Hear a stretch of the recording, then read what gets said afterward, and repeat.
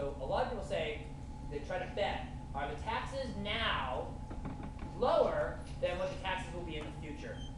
Here's the problem, and I don't actually buy into this argument, because if this is a retirement account, that's 40 years from now for you folks.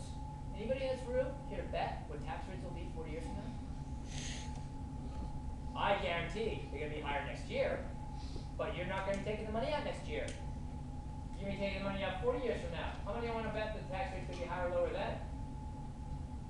It's hard to do. So I don't agree with this betting on the tax rate.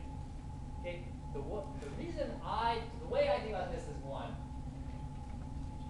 See, when you take the money out here, it's ordinary income.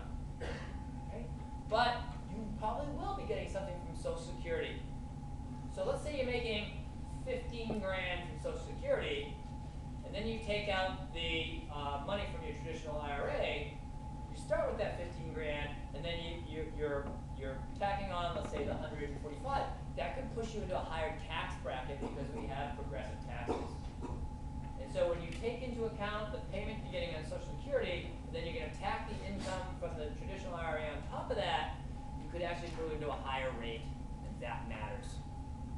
Okay, so Social Security would make you tend to want to take the Roth. Another thing about taxes is it relates to bequest. If you think, this could happen. There's a chance you're going to die before you get to cash in. That money's going to go to your estate. Well, if you held the traditional IRA, did you ever pay the tax? No. So it's going to be taxed before it goes to your estate. Once you pay the Roth, and then you die, the money going to your estate is not taxed. So from a bequest point of view, from an estate planning point of view, the Roth would be a better idea. Okay, so I'm not going to tell you what to do, but Social Security and bequests would give the Roth an advantage. So you go to start and get this going. Right? You say, okay, I'm going to start saving a lot, start saving early, be disciplined, be diversified, control my expenses like a freak, not get in and out of the market, not trade a lot, I'm going to do all those things. What do you do now? Here's the checklist. One, you got to decide where you're going to open the account.